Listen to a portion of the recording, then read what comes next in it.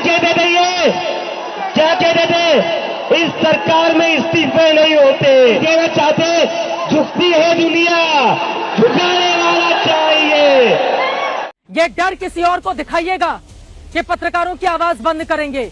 लोकतंत्र का चौथा स्तंभ है हम, हमारी आवाज को दबाने की कोशिश मत कीजिए।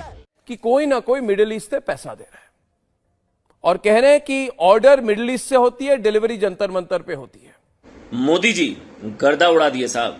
24 घंटे में प्रधानमंत्री नरेंद्र मोदी की रील ने व्यूअरशिप का नया वर्ल्ड कांग्रेस जनता पार्टी की वो मेहनत जो आज 1 महीने से चलते आ रहा था, यानी प्रोटेस्ट, उस 1 महीने की मेहनत के बाद फाइनली धर्मेंद्र प्रधान ने कल जाकर रिजाइन कर दिया था। साथ में बताएंगे कि गोदी मीडिया, आखिर गोदी मीडिया क्यों कहलाती है।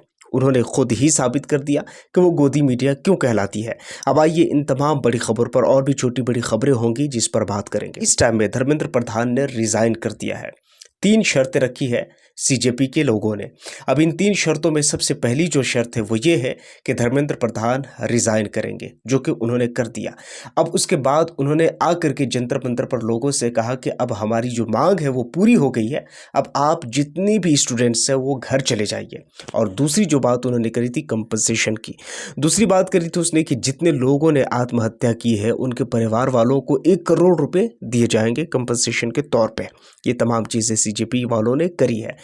कमाल ये है कि सीजेपी के प्रमुख अभिजीत दीपके उन्होंने ये बात कही है कि ये पहली विकेट है, ये पहला इस्तीफा है। चाहते झुकती है दुनिया, झुकाने वाला चाहिए।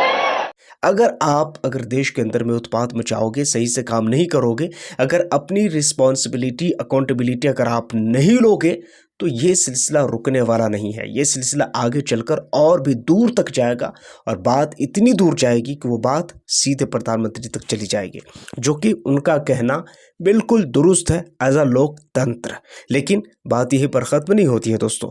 अब यहाँ पर जो लोग सीजेपी को सपोर्ट करने आए थे, बीजेपी के कुछ चुनिंदा उनके या नेता हो सकते हैं, उनके कार्यकर्ता हो सकते हैं, या वो लोग जो देश के अंदर में कट्टर विचारधारा और कट्टर जो सोच है उसको प्रमोट करते हैं। और ये आदमी सीजेपी में आए हुए प्रोटेस्ट करने बच्चों को रोक करके और उससे नाम पूछता है, और नाम ही नहीं पूछता, वो जब अपना नाम सामने से बताता है कि हमारा नाम ये है, उसके बाद वो कहता नहीं तुम हिंदू नहीं हो, तुम मुल्ला हो।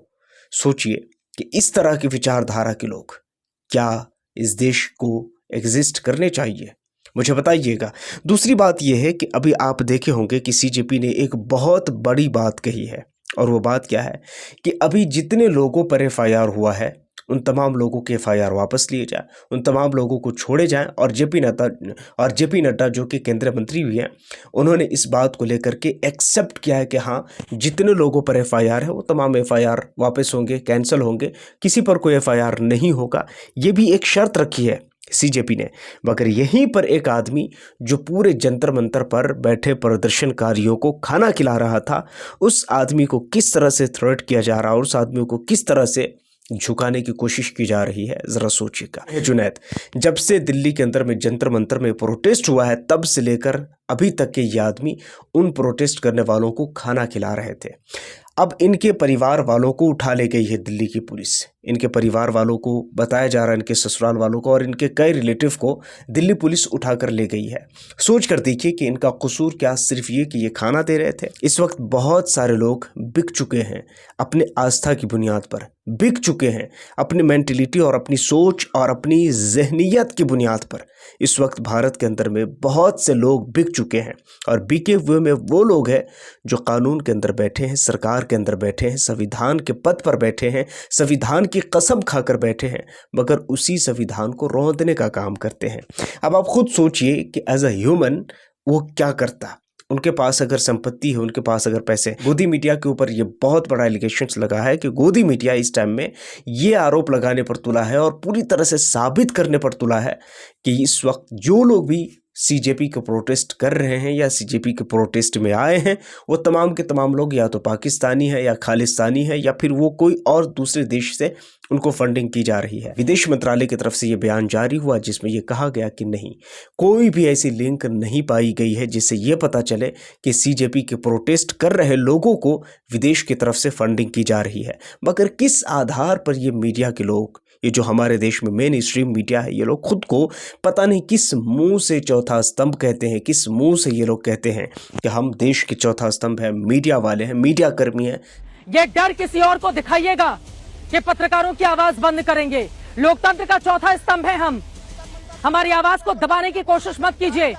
भाई किस चीज के मीडिया कर्मी हो आप? हमारे देश के मंत्रालय को या तो झूठा साबित कर दो या फिर ये कह दो कि देश के मंत्रालय ने जो ये दावा किया है कि कोई ना कोई मिडिल ईस्ट से पैसा दे रहा है। ये जो जितने एलिगेशंस लगाए गए हैं कि यहाँ जो विदेश से फंडिंग आती है, यहाँ से फंडिंग आती है, वहाँ से फंडिंग आती है, तो वो चीज़ें गलत है। कहीं से कोई भी फंडिंग आने की इस वक्त तक हमारे पास ठोस सबूत नहीं है।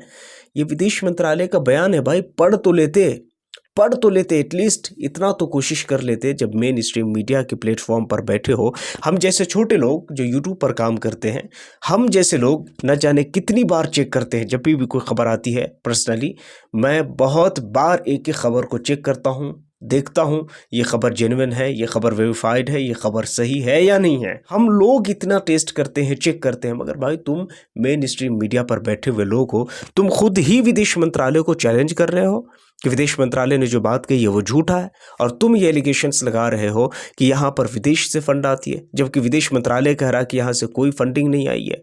ये सब कुछ जो हो रहा है ये देश के लोग खुद कर रहे हैं और ये देशवासी ही कर रहे हैं। किस मुंह से बताया जाए? तो ये अपने आप में खुद ही एक्सपोज हो गया। अब ये आप इसको जानते होंगे, ये आदमी है अमन चोपड़ा। इसको बहुत अच्छी तरह से आप जाइए, कट्टर विचारधारा और कट्टर सोच के लोग हैं ये लोग। पत्रकारिता नहीं, बल्कि ये पत्रकारिता के नाम पे जो गंदगी ये लोगों ने फैलाई है ना, इसका सबूत और जीता जागता ये है कि इस वक्त धर्मेंद्र प्रधान का इस्तीफा हो गया, हर तरफ धर्मेंद्र प्रधान की बात हो रही है, मगर ये आदमी क्या कह रहा है? प्रधानमंत्री मोदी के रील पर इतने व्यूज आ गए।